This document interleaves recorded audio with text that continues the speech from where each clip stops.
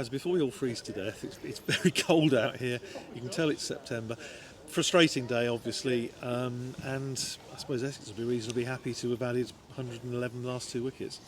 Yeah, probably a bit over par, I think, for the wicket and the conditions. But credit to them. I thought we batted well at the end. Obviously, looked hard work.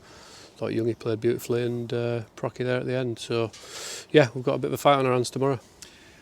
Word about Tom Taylor, picked up another 4 wickets, and as we were saying, strong finish to the season with bat and with ball is continuing for him.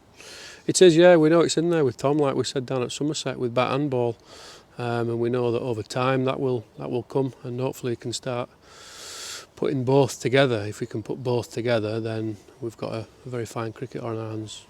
Just talk to us a little bit about the pitch. You mentioned it was hard going there. Not a lot of pace in it, but it just seems to be nibbling around and the odd one bouncing a little bit. Yeah, well, it's September, isn't it? And it's cold and grey, and there's 2 high-quality bowling attacks on shore, so it's going to be a challenge. Again, it's just nipped. We'll have to a little bit more grass on it, just to try and get a bit of carry through. But yeah, it looks a tough pitch in September. We're going to have to play well tomorrow. Just a word also about looking elsewhere. We mentioned this, touched on this down at Taunton rather, when you've got other games on that you're sort of trying to keep half an eye on to make sure you finish high at the table as is possible. Is there still a little bit of a distraction? I know we've been sort of trying to keep up there with the various matches up there and try and work out the points and all the rest of it and how many we need. Yeah, there's a few mathematicians up there actually. They've become very good at maths over the last 2 weeks. I think it was a bit more intense last week with what was going on.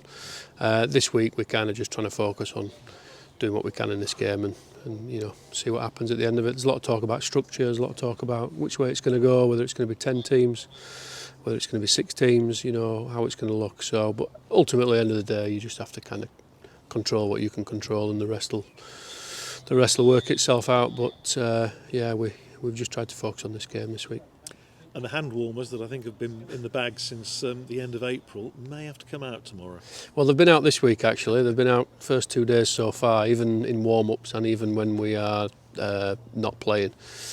So, yeah, I think they're getting well used this week.